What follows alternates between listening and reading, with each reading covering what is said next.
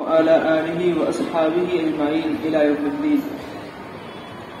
فقد قال الله تبارك وتعالى في القرآن المجيد والفرقان الحميد: فأعوذ بالله من الشيطان الرجيم. بسم الله الرحمن الرحيم.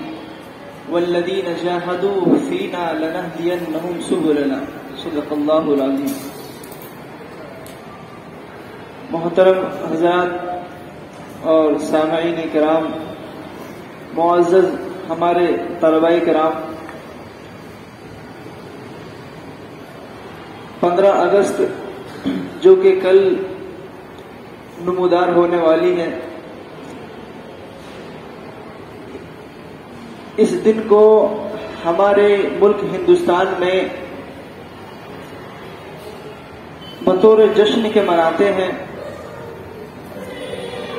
اور علماء کرام کہتے ہیں کہ اپنے ملک سے محبت کرنا بے انتہا ضروری ہے. ملک سے محبت کرنا اور ملک والوں سے محبت کرنا. اللہ کے نبی جناب محمد عربی صلی اللہ علیہ وسلم نے ارشاد فرمایا کہ حضرت آدم علیہ السلام ہندوستان میں تشریف لائے،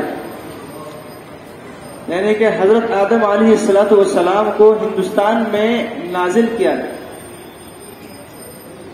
اور ایک روایت میں آتا ہے کہ حضرت آدم علیہ السلام کو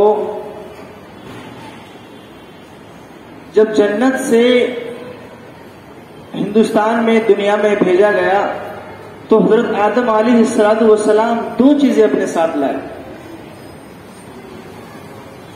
ایک تو حجر اسود اور ایک خوشبو. خوشبو کو ہندوستان کے درخت اور اس کی وادیوں میں ڈال دیا، اور آج تلک اس خوشبو کی برکت سے ہندوستان میں خوشبودار درخت پیدا ہوئے. اور حضرت علی کرم اللہ وجہہ رضی اللہ تعالی عنہ ارشاد فرماتے ہیں کہ بہترین خوشبو سرزمین ہند کی ہے. بہترین خوشبو سرزمین ہند کی ہے. میرے عزیز دوستو، اس سے پتہ چلا کہ ہندوستان بھی بابرکت ملکوں میں سے.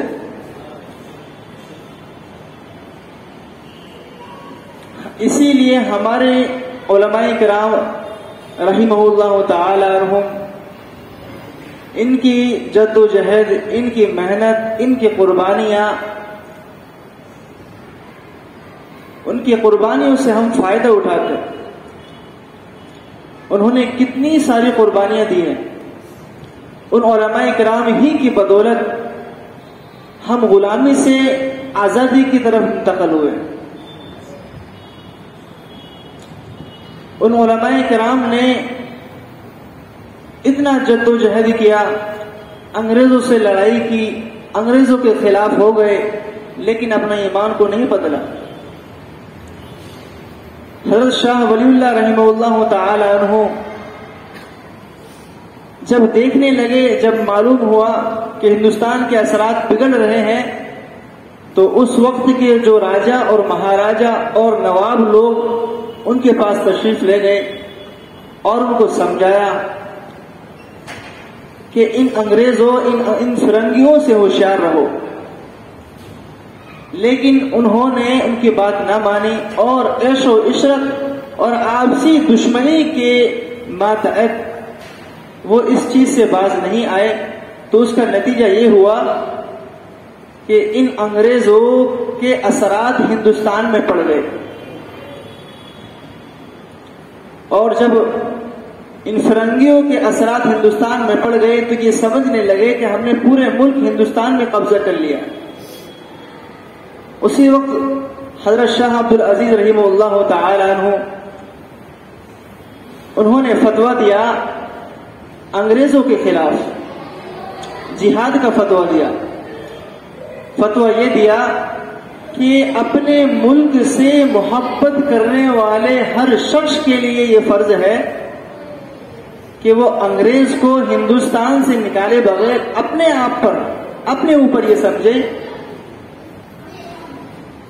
کہ جب تک انگریز کو اس ہندوستان سے نہ نکال دوں تو میری جان میرے لیے حرام ہے.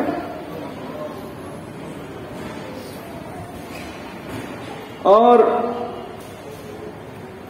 حضرت مولانا قاسم نانوتوی رحمہ اللہ تعالی عنہ، حضرت مولانا رشید احمد گنگوئی رحمہ اللہ تعالی عنہ، حضرت حاجی امداد اللہ مہاجر مکی رحمہ اللہ تعالی عنہ، حضرت حافظ ضامر شہید رحمہ اللہ تعالی عنہ، ان لوگوں نے ایک مشورہ کیا اور حضرت مولانا رشید احمد گنگوئی، مولانا قاسم نانوتوی رحمہ اللہ تعالی عنہ، انہوں نے اس کی کمان اپنے اوپر لی اور اپنی رہنمائی حضرت حاجی امداد اللہ مہاجر مکی کے ذریعے سے کی، اور رہنمائی کرنے کے بعد تلوار اٹھا لی اور میٹنگ کی، مشورہ کیا کہ فلاں وقت میں مشورہ ہوگا.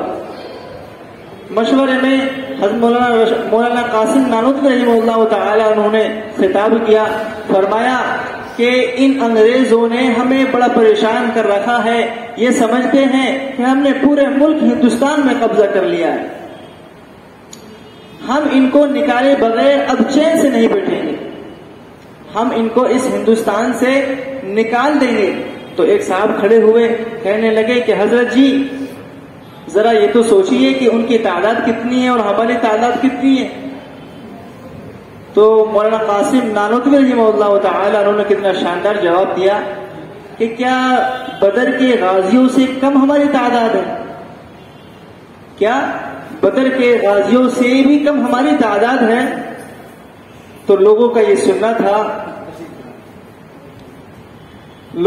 سننا تھا کہ سب لوگوں کے اندر جذبہ جہاد پیدا ہو گیا اور تمام لوگ یک جمع ہو کر کہنے لگے کہ ہم جب تک ہندوستان سے ان انگریزوں کو، ان فرنگیوں کو نہ نکال دیں گے ہم چین سے نہیں بیٹھیں گے.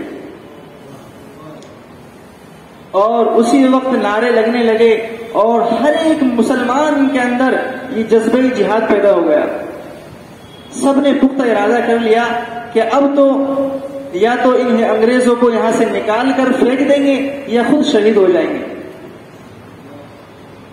اور شاملی کے میدان میں جنگ شروع ہو گئی. مولانا قاسم نانوتوی رحمہ اللہ تعالی عنہ، مولانا رشید احمد گنگوئی رحمہ اللہ تعالی عنہ، سب حضراتوں نے جنگ شروع کر دی اور جنگ کے میدان میں کود گئے.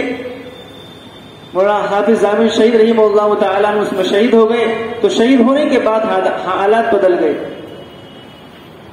اور اس کی کمان جو اس کا امیر بنایا، اس جنگ کا امام بنایا، وہ بنایا حضرت حاجی امداد اللہ مہاجر مکی رحمہ اللہ تعالی عنہ. اس جنگ کا سپہ سالار بنایا مولانا قاسم نانوتوی رحمہ اللہ تعالی عنہ کو. اس جنگ کا قاضی بنایا مولانا رشید احمد گنگوئی رحمہ اللہ تعالی عنہ. اور مولانا رشید احمد گنگوئی، مولانا قاسم نانوتوی رحمہ اللہ تعالی عنہ، حضرت حاجی امداد اللہ مہاجر مکی رحمہ اللہ تعالی عنہ، حضرت مولانا حفظ الرحمان بجنوری رحمہ اللہ تعالی عنہ، مولانا محمد علی جوہر رحمہ اللہ تعالی عنہ، بہت بڑے حضرات اور علماء کراموں نے یہ قربانیاں پیش کی. شیخ الہند حضرت مولانا محمود الحسن صاحب رحمہ اللہ تعالی عنہ جب پورے ملک ہندوستان میں تحریک آزادی کے مرکز قائم ہوئے تو جن میں دہلی اور دیوبند وغیرہ قابل ذکر ہے، شیخ الہند مولانا محمود الحسن صاحب رحمہ اللہ تعالیٰ عنہ کے اشاروں پر ان کے شاگردوں نے، ان کے خادموں نے انگریزوں سے جنگ شروع کر دی. جنگ شروع کی تو جنگ کرتے رہے، مقابلہ کرتے رہے، آخرکار شکست کھائے اور انگریزوں نے ان کو گرفتار کر لیا. ان کے ساتھ میں، خادموں کے ساتھ میں شیخ الہند حضرت مولانا محمود الحسن صاحب رحمہ اللہ تعالیٰ عنہ کو بھی گرفتار کر لیا. لیکن جب پتہ چلا شیخ الاسلام حضرت مولانا حسین احمد مدنی رحمہ اللہ تعالیٰ عنہ کو کہ میرے استاذ محترم کو گرفتار کر لیا، تو بھاگے دوڑے چلے آئے اور ان کی خدمت کے طور پر، خدمت کے لیے خود کو گرفتار کرا لیا. گرفتار کرانے کے بعد میں مالٹا کی جیل میں قید تھے. ذرا غور کیجئے، مالٹا کی جیل میں قید تھے اور اس جیل میں ہی پورا حفظ مکمل قرآن کر لیا. پھر جب پتہ چلا کہ شیخ الہند حضرت مولانا محمود الحسن صاحب رحمہ اللہ تعالیٰ عنہ کو بعد میں جب انتقال ہوا، تو انتقال ہونے کے بعد میں ان کو غسل کے لیے لے جایا گیا، کفن کے لیے کپڑا ہٹایا گیا، تو میرا عزیز دوستو جب کپڑے کو ہٹایا تو ہڈیاں صاف نظر آ رہی تھی، ہڈیاں ایک طرف تھی اور خال ایک طرف۔ سارے لوگ ہکا بکا رہ گئے اور افسوس کرنے لگے کہ ہمارے حضرت جی کو اتنی تکلیف پہنچی ہے، صرف اس آزادی میں منتقل کرنے کے لیے، غلامی کو آزادی میں منتقل کرنے کے لیے اتنی مشقتیں اٹھائی ہمارے حضرت جی نے، اتنی تکلیفیں اٹھائی۔ تو مولانا حسین احمد مدنی رحمہ اللہ تعالیٰ عنہ آتے اور کہتے ہیں کہ جب حضرت جی کو مالٹا کی جیل میں لے جایا گیا تو ان انگریزوں نے بدسلوکی کی اور تہخانے میں لے گئے۔ تہخانے میں لے جانے کے بعد میں یہ کہتے تھے کہ محمود الحسن ہمارے خلاف جو آپ نے ہمارے خلاف فتویٰ دیا ہے اس کو واپس لے لے اور اس فتوے کو ہمارے حق میں دے دے۔ میرے عزیز دوستو اور طلبہ عزیز، کیا شاندار مولانا محمود الحسن صاحب رحمہ اللہ تعالیٰ نے جواب دیا، فرمایا کہ اے انگریز، میں بلال کا وارث ہوں، میں تیرے حق میں کبھی فتویٰ نہیں دے سکتا، میں تو بلال کا وارث ہوں۔ یہ تھا ہمارے شیخ الہند حضرت مولانا محمود الحسن صاحب رحمہ اللہ تعالیٰ عنہ کا عشق صحابہ اور اس ملک ہندوستان کو آزاد کرانے کا جذبہ۔ انہی میں جب ہمارے اس ہندوستان کی سرزمین نے مولانا قاسم نانوتوی، مولانا رشید احمد گنگوئی، حضرت حاجی امداد اللہ مہاجر مکی، حضرت حافظ ضامن شہید، حضرت مولانا حفظ الرحمان، اور اسی طریقے سے حضرت مولانا محمد علی جوہر، حضرت مولانا حسین احمد مدنی، حضرت مولانا محمود الحسن صاحب دیوبندی رحمہ اللہ تعالیٰ عنہ کو جنم دیا، اور انہوں نے اس ہندوستان کو آزاد کرانے میں اپنی تن من دھن کی بازی لگا دی، اپنا جان لگا دیا، مال لگا دیا، سارا وقت لگا دیا، لیکن کبھی انگریز کے سامنے نہیں جھکے۔ اور مولانا حسین احمد مدنی رحمہ اللہ تعالی عنہ کو انگریزوں نے گھیر لیا اور کہا کہ اے حسین احمد، جو تو نے ہمارے خلاف فتویٰ دیا ہے کیا وہ صحیح ہے؟ کہ کون سا فتویٰ؟ کیا آپ نے ہمارے خلاف یہ فتویٰ دیا ہے کہ انگریزوں کی فوج میں بھرتی ہونا حرام ہے، کیا یہ صحیح ہے؟ تو مولانا حسین احمد مدنی رحمہ اللہ تعالیٰ نے ارشاد فرمایا کہ جی ہاں، میں نے یہ فتویٰ دیا ہے اور میں اب بھی یہ فتویٰ دیتا ہوں اور آئندہ بھی یہ فتویٰ دوں گا۔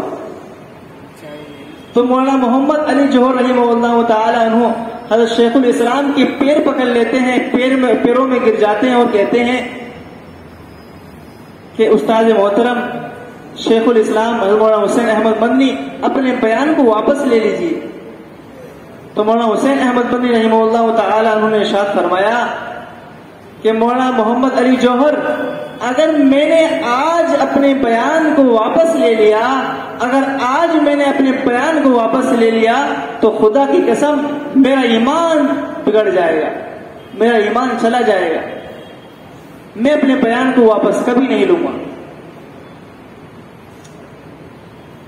یہ علماء کرام کی قربانیوں کی بدولت یہ ہندوستان آزاد ہوا۔ اور ایک آپ کو نالج کے طور پر ایک چیز بتاتا چلوں کہ پہلے گاندھی جی کا نام صرف گاندھی تھا، انگریز آئے تو مسٹر گاندھی ہو گیا۔ پہلے صرف گاندھی تھا، انگریز آئے تو مسٹر گاندھی ہو گیا، لیکن جب ہمارے علماء کرام آئے تو مہاتما گاندھی ہو گیا۔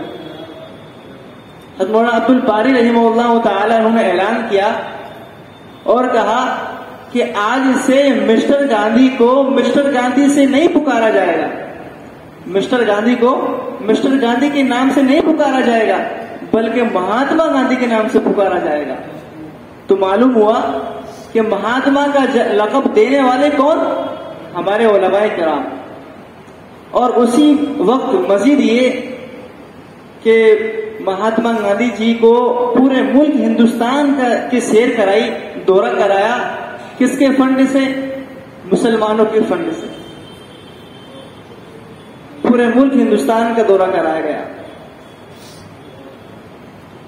اور جو یہ کہتے ہیں کہ مسلمانوں نے ہندوستان کو کیا دیا ہے، مسلمانوں نے ہندوستان کو کیا دیا ہے، تو میرے عزیز دوستو، ایک شعر ہے کہ جب چمن کو خوں کی ضرورت پڑی، جب چمن کو خوں کی ضرورت پڑی تو سب سے پہلے گردن ہماری کٹی، علماء کرام کی کٹی. پھر بھی کہتے ہیں آج یہ اہل چمن کہ ملک، یہ چمن ہمارا ہے، تمہارا نہیں. ان سے کہا جائے کہ جاؤ اور دیکھو اور پوچھو، لال قلعے کی بلندیوں سے پوچھو، لال قلعے کے جھنڈے سے پوچھو، قطب مینار کی بلندی سے پوچھو، تاج محل کی رعنائی سے پوچھو، یہ سرزمین ہند کی شادابی سے پوچھو، ہندوستان کے صحراؤں سے پوچھو، آسمان کے تاروں سے پوچھو، اور جامع مسجد کی عظمت سے پوچھو، تو یہ سب کے سب آپ حضرات کو بتلائیں گے. یہ سب کے سب یک ذبح ہو کر کہیں گے کہ یہ ہم نے مسلمانوں نے ہندوستان کو کیا کیا دیا ہے.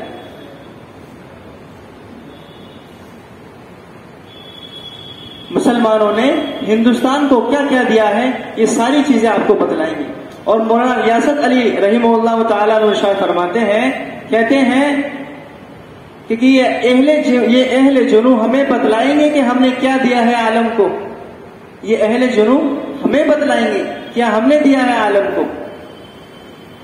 مولانا حسین احمد مدنی، آخری بات آپ حضرات کو بتاتا چلوں کہ مولانا حسین احمد مدنی رحمہ اللہ تعالیٰ عنہ جب مالٹا کی جیل میں قید تھے، ان کو انگریزوں نے مالٹا کی جیل سے پہلے گولی دینے کا حکم دے دیا. انگریزوں کے افسران لوگوں نے مولانا حسین احمد مدنی رحمہ اللہ تعالیٰ عنہ کا آرڈر نکال دیا کہ ان کو دیکھتے ہی گولی مار دیا جائے. لیکن مولانا حسین احمد مدنی رحمہ اللہ تعالیٰ عنہ کو وہ گولی نہیں مار پائے. یہ سوچتے تھے کہ مولانا حسین احمد مدنی کا انتقال ہو گیا، لیکن جب اسٹیج لگایا گیا تو مولانا حسین احمد مدنی اسٹیج پہ آ گئے. سارے کے سارے انگریز لوگ ہکا بکا رہ گئے. تو بعد میں ان کو گرفتار کر لیا. مالٹا کی جیل میں جب قید تھے تو اپنے گھر کے 19 افراد کے انتقال کی خبر ایک خط میں ملی. صرف ایک خط میں 19 افراد کے انتقال کی خبر ملی. تو اپنے والد محترم کو ایک شعر لکھا، بس ایک شعر اپنے والد محترم کو لکھا.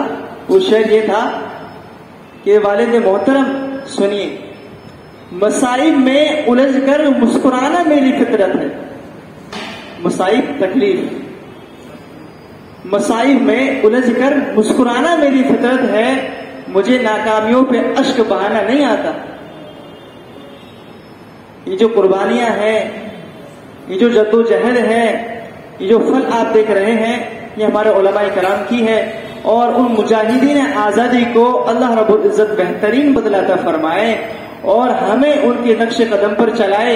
اور اللہ رب العزت سے دعا ہے کہ اللہ رب العزت ہمارے ملک ہندوستان کو شیطان کے شر سے اور اس کے فتنے سے ہمارے ہندوستان کی حفاظت فرمائے اور ہمارے ہندوستان میں امن و امان قائم فرمائے.